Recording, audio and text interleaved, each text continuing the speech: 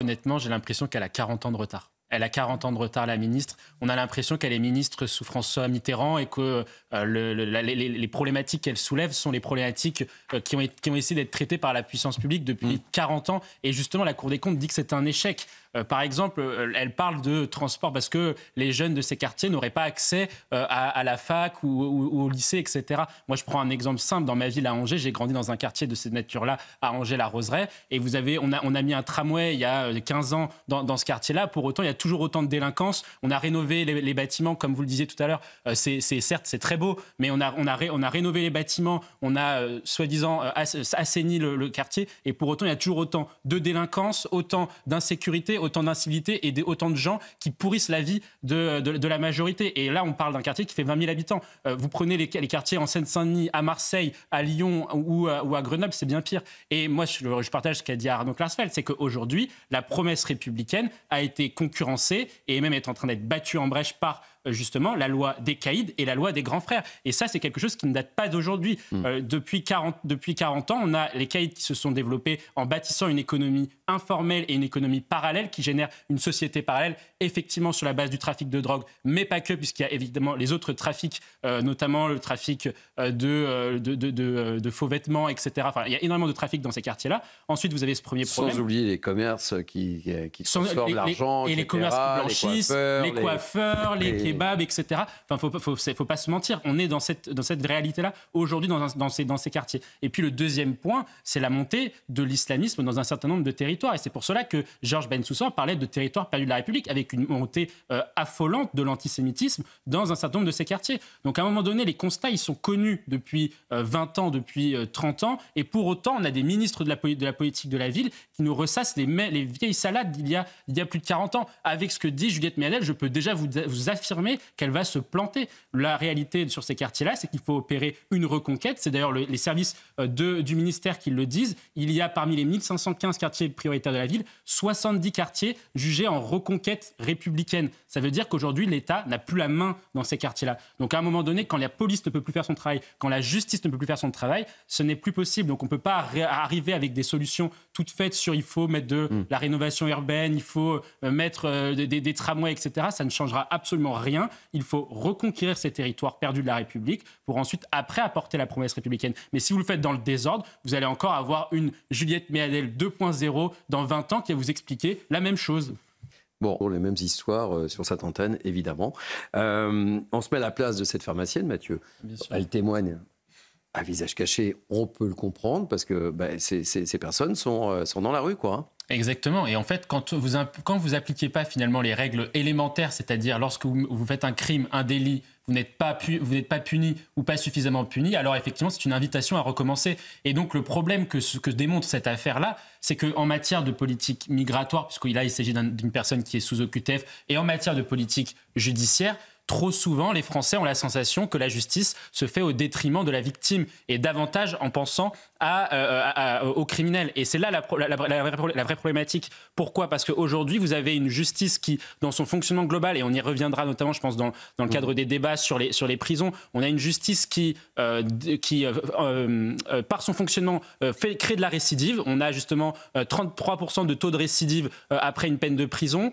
On a, dans un second temps, sur le plan de vue migratoire, on n'exécute pas les OQTF, on est à 6-7% de taux d'exécution des OQTF, et donc vous avez un système qui marche sur la tête, à la fois au niveau de la justice et au niveau de la politique migratoire. Pourquoi ? Parce que sur cette affaire-là, dans ce dossier-là, il y a bien une personne donc de la justice qui a acté, qui a décidé qu'il fallait passer par la voie administrative, et donc passer par l'expulsion qui devait être la sanction. Or, quand vous n'exécutez pas les OQTF, vous êtes certain de ne pas avoir d'exécution de la peine. Et donc, on arrive à une situation qui est ubuesque pour les Français, et notamment pour les victimes, c'est qu'aujourd'hui, les peines prononcées ne sont pas exécutées. Et en l'occurrence, ici, une OQTF n'est pas exécutée puisque les personnes ne sont pas expulsées. Alors après, on peut revenir sur toutes les difficultés liées aux exécutions des OQTF. En l'occurrence, là, il s'agit du nombre de places en centre de rétention administrative. Ce ne sont pas les seuls blocages. Il y a aussi les blocages diplomatiques ou même les blocages administratifs. Mais en l'occurrence, là, on est sur quelque chose qui est du dysfonctionnement interne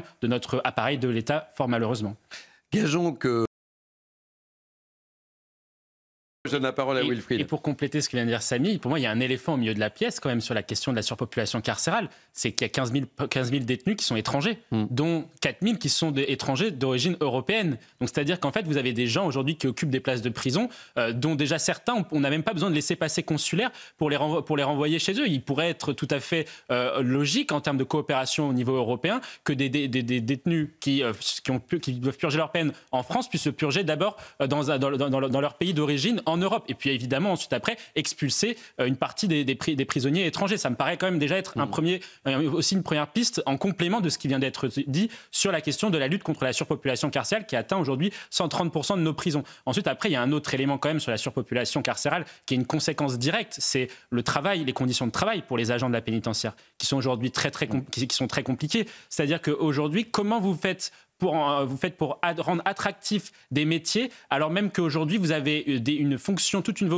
qui est en perte de sens d'un point de vue de la vocation et qui a des conditions de travail qui sont absolument dégradées. Vous faites un travail qui est l'un des plus difficiles dans notre pays, surveiller des prisons, avec des prisonniers qui sont de plus en plus violents, avec effectivement des prisonniers qui commanditent des meurtres, qui commanditent des assassinats depuis la prison, qui organisent le trafic depuis la prison. Et avec quoi ? Avec des téléphones portables. Avec des téléphones portables. Et ensuite, après, on vous explique qu'il faut réguler les téléphones portables ou qu'il faut les brouiller parce que justement, on n'est pas capable aujourd'hui de faire respecter l'ordre dans les prisons. Non, ce dont ont besoin les agents de la pénitentiaire, et je pense que notre personnalité, notre Wilfried pourra aussi évidemment donner son avis, mais il faut absolument revaloriser les métiers, ça c'est un premier point, et puis surtout remettre de l'ordre dans les prisons. Et en l'occurrence là, les annonces faites par Gérald Darmanin, dont on peut quand même se féliciter, c'est qu'il veut rétablir l'ordre dans la prison.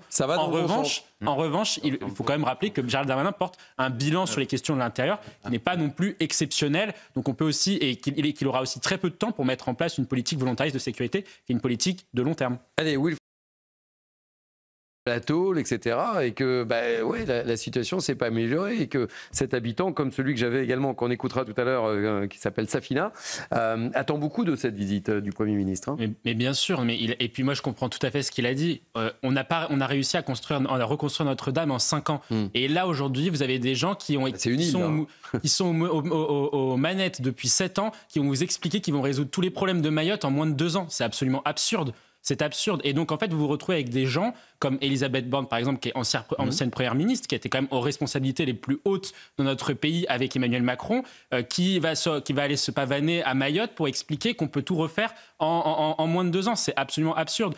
La réalité aujourd'hui que nos compatriotes de Mayotte subissent, c'est qu'ils subissent un désinvestissement chronique de l'État depuis des décennies. Et ça, ce n'est pas en 2 ans qu'on va résoudre le problème. Ce qu'il faut dire aujourd'hui aux Mahorais, c'est qu'il faut effectivement que l'État réinvestisse dans les services publics, réinvestissent dans la construction de logements, mais on ne pourra pas faire un plan banlieue comme on avait fait un plan banlieue dans les années 50, 60, où on a cassé les bidonvilles à Nanterre, etc. On l'a fait en 10 ans. On ne va pas le faire en moins de 2 ans à Mayotte aujourd'hui, compte tenu de la situation climatique, sanitaire, migratoire et sécuritaire qui est complètement insupportable. Donc, ce qu'il faut dire, c'est que la reconstruction de Mayotte se fera effectivement sur le long terme, mais que l'État doit avoir une stratégie qui soit claire. Et pour cela, il lui faut des marges de manœuvre financières. Et dès lors que l'État investit ou dépense 50% quasiment de ses dépenses sur des dépenses sociales, alors même qu'on a 77% de taux de pauvreté à Mayotte, alors on se prive de moyens qui sont des moyens qui devraient être alloués sur l'éducation, sur la sécurité, sur la justice. Et donc, tant que vous avez une problématique de moyens budgétaires, vous ne pouvez pas annoncer, décréter comme ça une reconstruction de l'île. Ça n'a absolument aucun sens. Et surtout si on laisse reconstruire à l'identique. Et en plus, il faut reconstruire complètement différemment. Et puis la dernière question qui va se poser, c'est reconstruire, mais pour qui ? Parce que vous avez aujourd'hui un tiers de clandestins qui restent aujourd'hui à Mayotte. Et est-ce qu'on va reconstruire également pour eux ? Parce que ces gens-là aussi reconstruisent les bidonvilles à l'identique. C'est la question qui va se poser au pouvoir public français. Je vous fais réagir les uns et les autres. Je voulais qu'on écoute Safina, qui était mon invité. Des villes françaises. Hein. Non, mais tout à fait. La politique de la ville, c'est la politique de l'excuse. C'est-à-dire qu'on a déversé des sommes astronomiques d'argent dans les quartiers prioritaires de la ville, les 1515 quartiers prioritaires de la ville. C'est 117 milliards d'euros depuis 2011. Donc c'est quelque chose qui est considérable. Jamais on a investi autant d'argent dans d'autres territoires, notamment les zones périphériques ou les zones rurales. Et pour autant, les résultats en termes économiques sont désastreux. Les taux de chômage restent très significativement élevés. On est à 25% en moyenne de taux de chômage. Les indicateurs d'insécurité sont quasiment tous dans le rouge. Si on prend les exemples quartier par quartier, à Marseille, on atteint des niveaux de narco-homicides qui sont exceptionnellement hauts. On est en 2023 à 49 homicides sur l'année 2023. Donc tout est à revoir. Mais pourquoi ? Parce qu'on a aujourd'hui pratiqué la politique de l'excuse. On a dit, ces gens-là, ces gens et ces jeunes, notamment de quartier, se comportent mal, donc on va donner toujours plus d'argent. Et c'est pour cela que vous avez une logique qui, nous, on avait fait un rapport dessus, qui est une logique très clairement socialiste, qui consistait à, d'une part, suradministrer la politique de la ville. Donc, quand vous regardez aujourd'hui les 40 années, vous faites le bilan, nous on a fait le bilan des 40 années de la politique de la ville, vous vous rendez compte qu'il y a plus d'un organisme créé par an pour gérer la politique de la ville. Un coup, c'est l'ANRU, puis ensuite on va créer une autre agence, puis ensuite on va créer un comité interministériel, et puis le Premier ministre arrive dans les années 90, va créer un autre comité, et puis etc., etc. On empile les comités, on ne fait aucune évaluation de ce qui marche ou de ce qui ne marche pas en l'occurrence. Et puis le dernier point, c'est qu'on investit des sommes qui sont considérables pour des résultats qui sont médiocres. Et quand on voit au niveau national que l'on investit 33% de notre PIB en dépenses sociales et que pour autant on a 9 millions de pauvres, on voit bien que cette logique-là qui consiste à déverser de l'argent social au niveau de la France et plus spécifiquement dans ces quartiers-là ne conduit pas à enrichir la population. Au contraire, elle laisse les gens dans la précarité et de ce fait, on arrive à une insécurité qui est galopante. Il y a un élément, répète et qu'on rappelle ce type d'histoire, il est urgent d'agir. Tout à fait. En fait, il y a une corrélation entre justement les attentes des Français et l'incarnation de ce qu'a fait Bruno Retailleau depuis septembre et Gérald Darmanin depuis lorsqu'il était ministre de l'Intérieur. Pourquoi ? Parce que les Français, quand vous regardez les enquêtes d'opinion, qui sont les enquêtes notamment les plus qualitatives, c'est que vous voyez bien que le problème que soulèvent les Français sur les questions de sécurité, qu'ils placent d'ailleurs quasiment au sommet des priorités après le pouvoir d'achat, c'est l'impuissance publique. C'est-à-dire que selon les Français, de plus en plus, il y a une impuissance publique organisée au niveau de la justice, notamment avec les dysfonctionnements de la procédure judiciaire, une impuissance publique au niveau de la politique migratoire puisqu'on n'arrive pas à exécuter, par exemple, les OQTF. Et donc l'objectif aujourd'hui, ce que veulent les Français, c'est des responsables politiques qui puissent rompre avec ce sentiment d'impuissance publique. Et aujourd'hui, Gérald Darmanin, comme Bruno Retailleau, incarne aux yeux des Français, pour l'instant, cela. Mais la réalité, quand même, qu'il faut rappeler, c'est que pour Bruno Retailleau, on est au début de l'exercice de ses fonctions. On n'a pas encore suffisamment de recul par rapport au bilan qu'il pourrait avoir, même si les premiers indicateurs, notamment sur les questions de sécurité de narcotrafic, sont plutôt bons. Quand vous regardez les chiffres de novembre 2024 par rapport à novembre 2023, les chiffres sont meilleurs en termes d'interpellation, de condamnation sur le trafic de drogue. Mais pour Gérald Darmanin, il y a un problème quand même assez fondamental, c'est le bilan de Gérald Darmanin sur les questions de sécurité. Quand vous regardez aujourd'hui, là on est face à un cambriolage, on est sur le cas d'un cambriolage. Les cambriolages ont augmenté entre 2020 et 2023, 2024, date à laquelle il a rendu son titre de ministre de l'Intérieur. Donc la question qui va se poser, c'est certes, ils incarnent effectivement la volonté de rupture avec l'impuissance publique, mais maintenant comment la mettre en œuvre concrètement dans les faits et surtout avec quel projet de loi et quelle proposition programmatique. On sait que Bruno Retailleau et Gérald Darmanin veulent mettre en œuvre une loi immigration et une loi sur les narcotrafics. Il faudra que celle-ci soit votée ensuite après à l'Assemblée et donc mettre en face de leurs responsabilités chacun des parlementaires parce qu'aujourd'hui, ce que veulent les Français, c'est davantage de sécurité, davantage d'ordre dans les rues comme dans les frontières. Des réponses. Ils attendent des réponses. Exactement. Dans tous les secteurs. C'est pour moi les deux. Je pense que les deux dynamiques ne sont pas contraires. Au contraire, même elles s'additionnent. C'est-à-dire qu'il y a de plus en plus de gens qui commettent des crimes.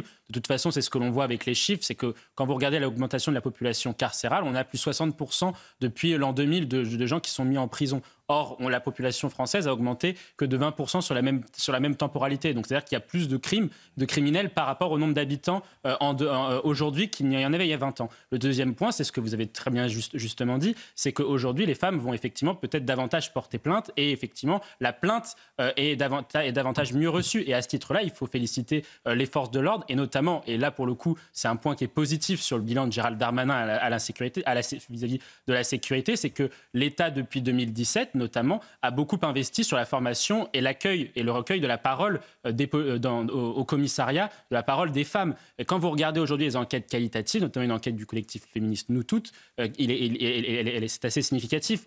En 2017, il y avait seulement 30 à 35% des femmes qui se jugeaient être bien accueillies au commissariat. Or, aujourd'hui, on est plutôt à 70%. C'est-à-dire qu'il y a encore des marches à franchir, mais ça veut dire que la dynamique est la bonne. Donc, aujourd'hui, on ne pourra pas faire de cette lutte contre, effectivement, les crimes sexistes et les crimes sexuels contre les femmes notamment, une lutte possible sans la police. Or, aujourd'hui, malheureusement, on a des collectifs, notamment féministes, qui font également la guerre à la police, ce qui est un non-sens absolu.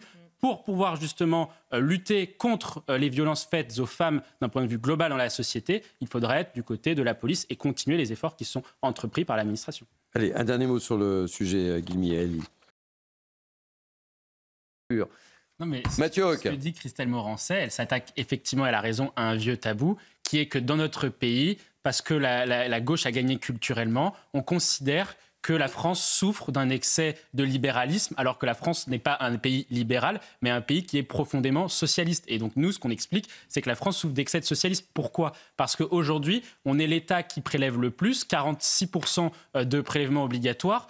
On est l'État qui dépense le plus, 58% de dépenses publiques. Et pourtant, est-ce que les services publics sont de meilleure qualité en France ? Est-ce qu'ils sont en plus grande quantité en France qu'ailleurs dans les autres pays européens ou dans les autres pays de l'OCDE ? Ce n'est pas vrai. Quand vous regardez aujourd'hui le niveau de l'école, pourquoi aujourd'hui on dépense autant dans l'éducation nationale et pourtant on a des résultats au classement Teams où on est les derniers en mathématiques ? Pourquoi on dépense autant dans le milieu hospitalier et pourtant l'hôpital français n'est pas meilleur que l'hôpital allemand ? Ça démontre bien qu'il y a aujourd'hui du gaspillage d'argent public fait à grande échelle et que ce soit fait effectivement au niveau de l'administration centrale, mais également dans les collectivités territoriales. Quand on voit par exemple, et je terminerai dessus en comparaison, que Madame Hidalgo, maire de Paris, augmente les impôts de 52%, la taxe foncière de 52%, alors qu'elle a endetté la ville à hauteur de 8 milliards d'euros et que cette année et que dans 2 ans, la dette de la ville de Paris atteindra 10 milliards d'euros et que pour autant, vous demandez à n'importe quel Parisien est-ce que la ville est plus propre, plus sécurisée et